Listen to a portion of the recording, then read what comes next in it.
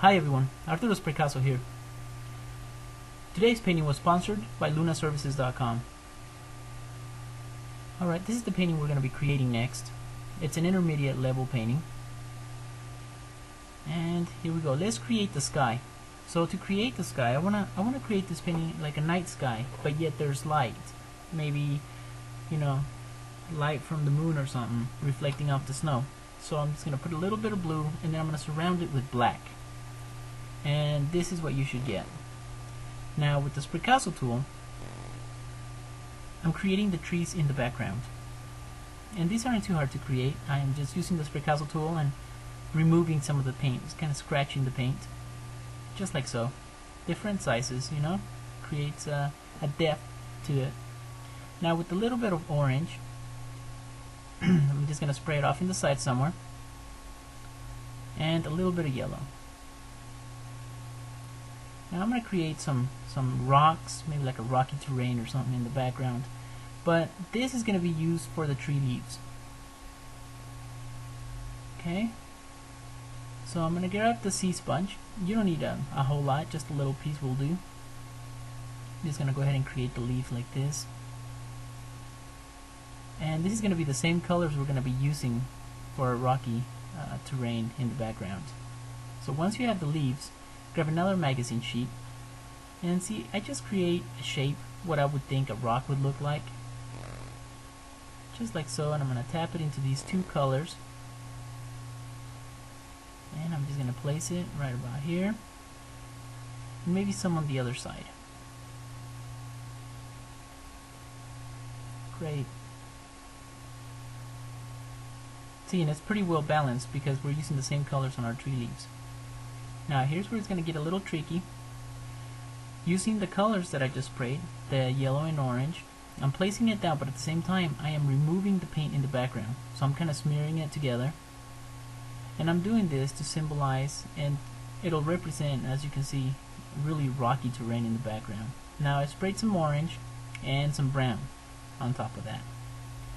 This will be another layer of ground closer to us. See that? Good. So I'm just going to create the terrain coming towards us. Maybe, a couple slides, smear it down a little bit. And I want you guys to experiment with this technique. I'm just going to use a little bit of blue, not too dark. I want some of the rock in the background to show through. And a light layer of white on top of that. Gives it a really nice cold looking effect to the water, huh? Now with the sea sponge, dipped in black, I'm going to create some random bushes, some shrubs if you may, in the background. Just like so. And use your imagination, just place them wherever you want to place them at. This is what it'll look like. Maybe a little bit here. A few here. And there you go. Now, a little bit of white and the same piece of sea foam. I'm gonna add some highlights to this. It is cold, it is snowy. So I'm just gonna a few places. Now if it's too much, you can always remove a little bit of the paint by painting off in the side somewhere. Okay, so that's what you should have. Now I sprayed some orange on some black, and I am going to continue working on the ground in front of us. And see, I'm just mirroring down. See that? That makes it a more realistic ground, I believe.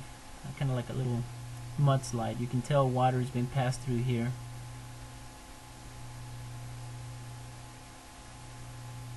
So just like so. Now, let me just go ahead and add a little more here. I don't want to leave any white spaces, or what's called dead space in art. Now, I went ahead and sprayed a little bit of white on top of it, the magazine sheet. And with a little bit of black, I am now creating the grass. You guys remember how to do that, right? So just quick strokes upwards. And I'm just doing this throughout random spots, because really, you know, in nature everything is pretty much random. Now, using the spraycasso funnel, I'm going to create some trees in the front ground. Maybe add one here. Now see, I didn't scratch it off like I did the back ones, so I want these trees to stand out, just like so. Okay, and I'm just gonna add a few, maybe a trunk here. I'm gonna close this one. Okay, now I'm gonna work on the sky, and I'm just gonna add a star. This will give it a Christmassy like feel to it, maybe a North Star. Well, you guys know how to create that. I will show you guys later on in another tutorial how to create a more advanced looking star, but for now this will do. Now what I did is I went ahead and I sprayed some green with a little bit of black, and this is gonna be, you know, the trees, the pines in the front ground. Okay, just like so. Now the sponge had a little bit of white on it, so as you can tell, you'll see some white on the trees, which works well, giving it a really nice looking effect to it. We still gotta add some white on top of it though. Now if you guys want, after you're done, using the same technique we used to create stars, the same technique that we used to create snow. Now with a Q-tip, as you can tell, I already used orange and some red.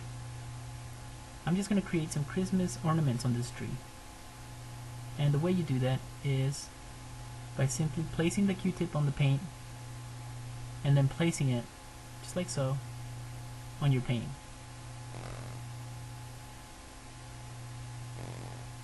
Giving you real spherical looking Christmas ornaments.